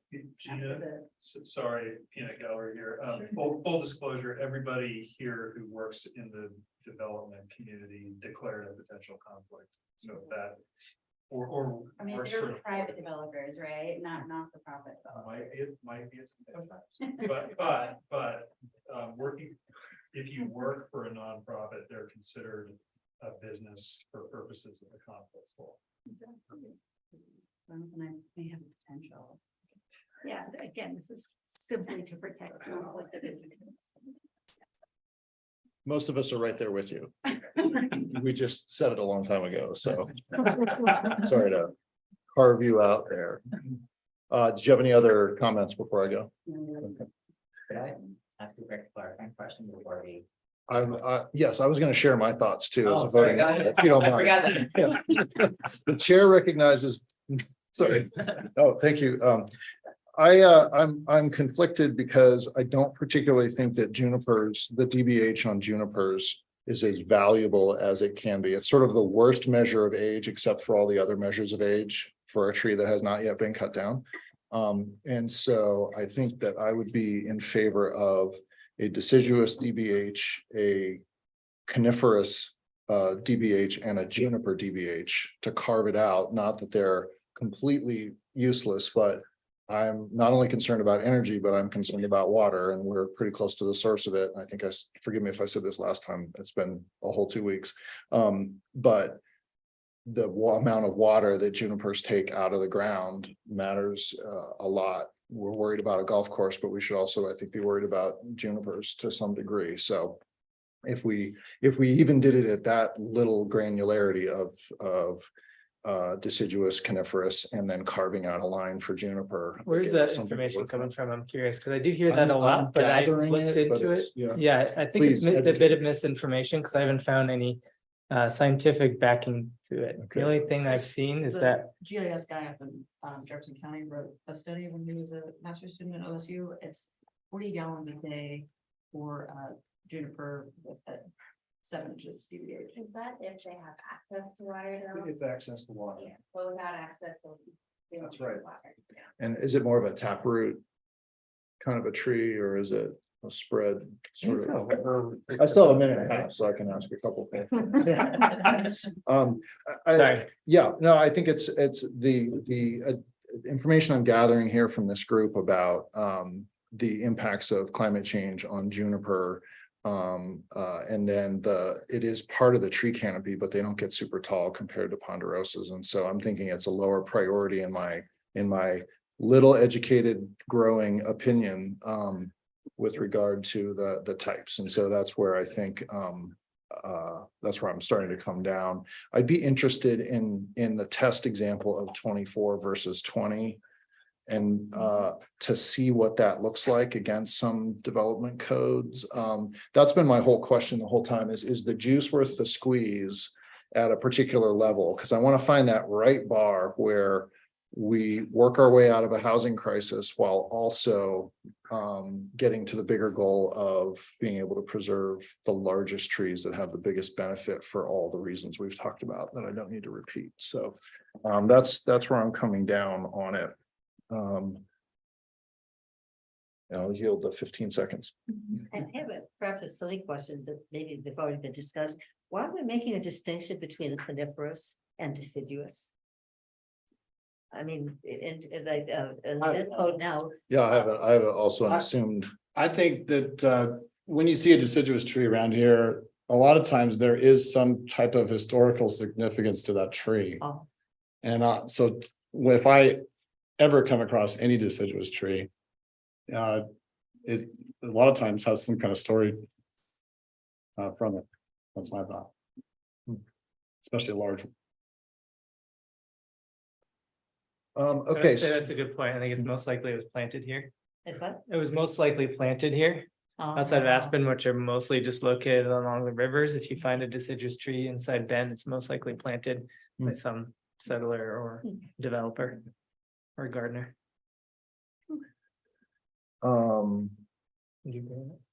So agenda wise, we're getting close to the finish line here. There were a fair number of 6, 10, 20 and 24 discussions. A handful of us had juniper comments, but I'm trying not to be a prisoner of my own opinion as I summarize. Well heard that most of us who are not arborists, which is all but 2 of us, continue to crave some input so that we can make an informed decision, which makes me proud of our group, but also makes it harder to us that we have to make a recommendation, and we not just about our goal. Our assignment is to preserve large, older trees. And make that recommendation, which is a fairly narrow scope. And then I think we've got a half a dozen things that we will add to that to say we think we need an urban forester, we think we need this other project and these handful of things, right? So I guess Pauline, coach me on what is the next step based on our roundtable here? Because we've got some concerns about moving forward, but we have to move forward. Well, I can definitely play around just using Portland's as an example, doing 20, just our priority trees at 20-inch versus 24, just see what that looks like. The 6 inches, 10 inches is almost, I would say, irrelevant until we know what % we're going to require to be preserved. So I can show you how many on these sites are over the 6 and 10 inches. Okay. But it doesn't say exactly how many will be preserved or required.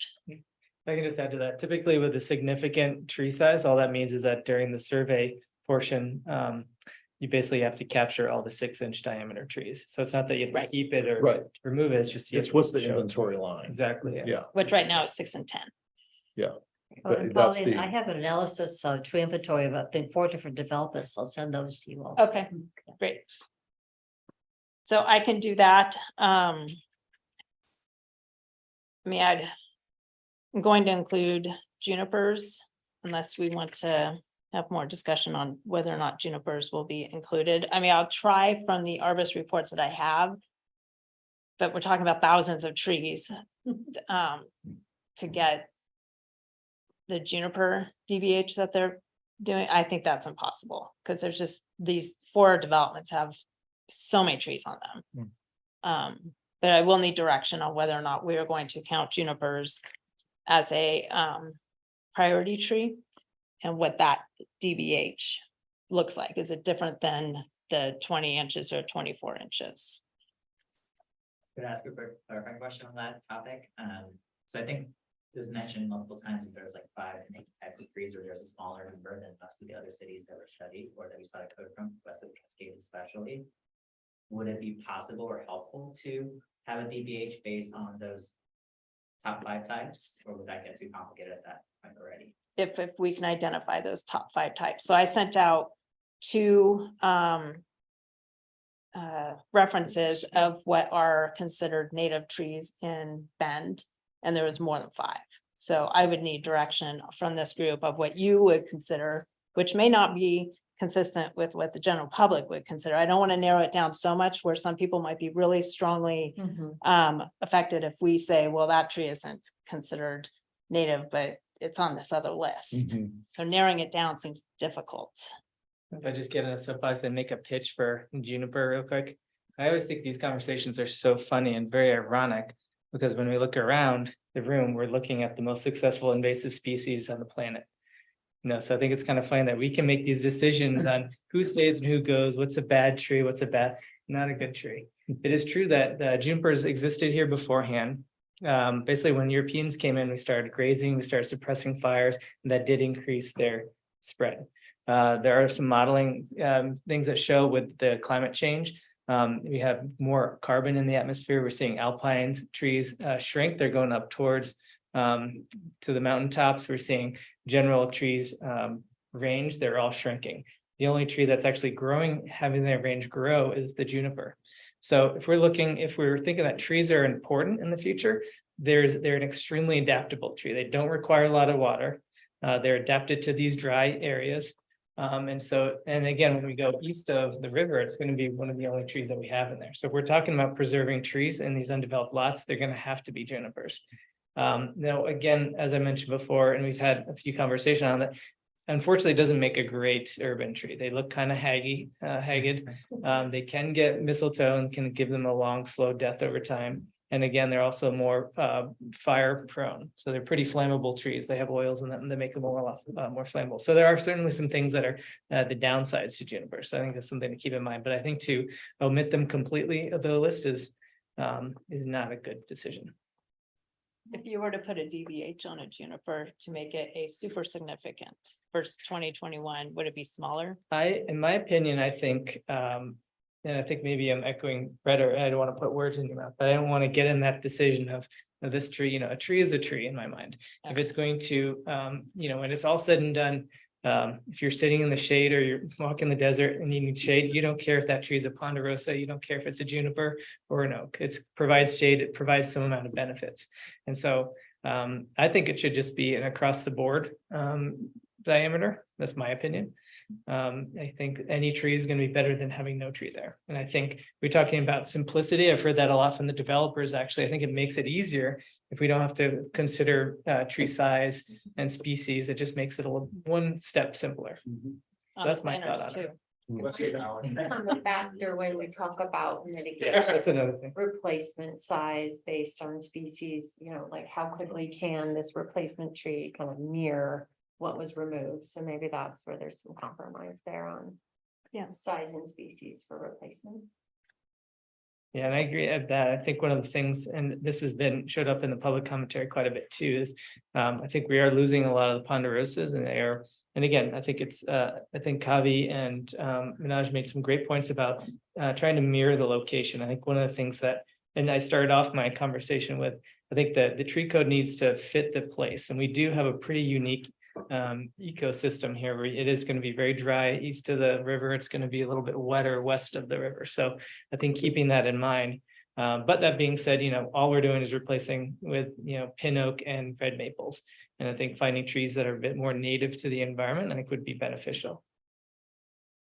So if you're saying we don't have a size, we just have a percentage of DBH of those species? Yeah, and one other comment that I forgot to mention too is, because we talked about biodiversity, you also want structural diversity too. If we're only saving large trees and then small trees, or maybe just, you want some range of species. And so I think something that adapts to a percentage, I think that's going to, it's kind of fuzzy math, but I think it will capture that attribute of the site. It'll capture some variety in sizes and not just focus on the big trees. Because at the end of the day, depending on how these options are, if a developer has a choice to choose, one big tree or multiple smaller trees, well, maybe the multiple smaller trees might be better than that one big tree. As awesome and as old as that big tree is, it's better to have, and we talk about canopy as another measure, that those multiple smaller trees might have more canopy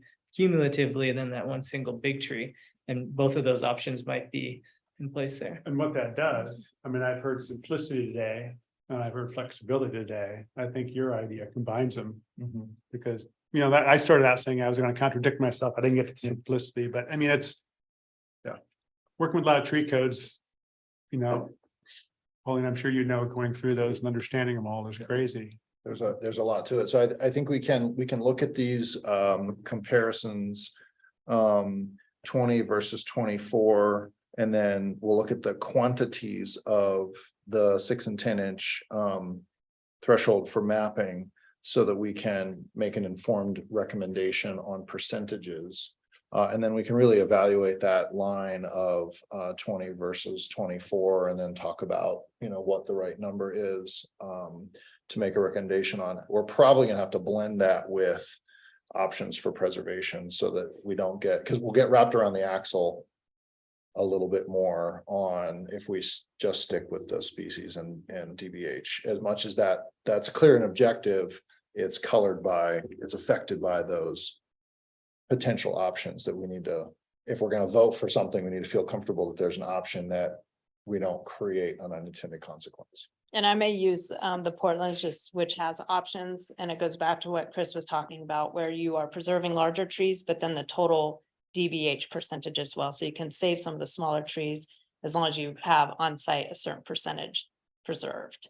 And I can throw that into the 20 and 24 inch, just to give you an idea of what that looks like. So there's like an optional, more complicated approach, but it's at the applicant's discretion whether they go to something that's more complicated to prove that they're meeting the intent. And you get an overall DBH on Right, site, so you get a variety of sizes versus just the larger sizes. I guess one quick question or point is, Christy had mentioned, then I would be interested in learning this, Corey.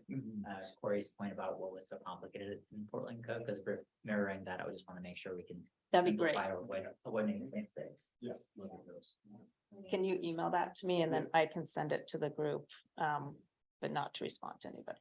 It does seem like why the Portland code at least seems attractive on its face is that it gives the flexibility that we're talking about. It's not just using the DBH, but having an option to do some DBH, some percentage of total site. So I think my thought on the complexity of it is Oregon laws have created some cottage industries, right? When we need to do a needed housing, the housing needs analysis, there's a whole group that can sell us that. When we need to do SDCs, there's a whole group that can sell us those services. And it adds like those layers of cost and complexity. And when we're talking about housing, it all goes into the cost of the house at some point. So whatever we can do to create something that is it's an acceptable minimum standard that is also understandable by the knuckle draggers like me who want to just tell me what to do and I'll do it, is certainly. Well, maybe some one of value. Portland's options is just the perfect, Maybe so. instead of having 5 options, it's Right. one of them is just like, There's an oh, that looks alternative, good. Yeah. And then we've always talked about a path that is outside the clear and objective, but that offers. So I've given some thought to that, just so the group, I talked about a discretionary path. I think that, and you may disagree, but because we're going to be adding a in lieu and a replacement on or off site, that is the discretionary path. Okay. Because I don't want them to have a way, no offense developers, to say that we don't even have to pay or replace. Right. So. Okay. No more discretionary path. Well, my brain is full. And we have 5 minutes, And 4 minutes to pick 4 up. minutes to pick up. We will not have a vote at this meeting. We've just decided together. But we'll have some stuff to digest before the next meeting, and please make sure that Pauline gets your thoughts or questions. And like me, if you're like me, your homework is to spend a little more time with the public comments and some of the other alternatives that have been submitted to us since we first met. I've gotten a public comment as we've been sitting here, so check them, Excellent. every couple days, so you don't get bombarded Yep. with too many. It looks like there's a couple more days in between this meeting and our next meeting, so July 27th, so we got 16 days here. And it's 4 to 6, so it's a different time frame. too. Homework. I'm sorry, it's what? 4 to Thank you. 6. Okay. Thank you, everybody, for your thought and your care for this. We'll adjourn the meeting now and see you on the 27th. Thank you all. Thank you. Thank you.